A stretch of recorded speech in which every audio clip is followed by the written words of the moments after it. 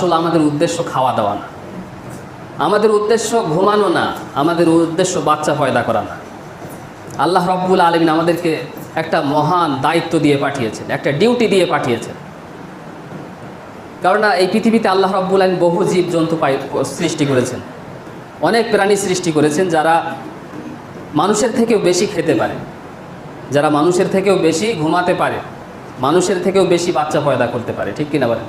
কিন্তু তারা আল্লাহর ডিউটি পুরা করতে পারে না। এই ডিউটি পুরা করার ক্ষমতা আল্লাহ রব্বুল আলামিন একমাত্র মানুষদেরকে দিয়েছেন। এই তত্ত্বটা আল্লাহ রব্বুল আলামিন 22 পারা সূরা আহজাবের 72 নম্বর আয়াতের মধ্যে জানিয়েছে। আল্লাহ রব্বুল আলামিন বলেন, ইন্না আরাজনাল আমানাতা আলাস সামাওয়াতি ওয়াল আরদি ওয়াল জিবাল ফাআবাইনা আন ইয়াহমিলনাহা ওয়া আশফাকনা মিনহা ওয়া হামালাহাল ইনসান।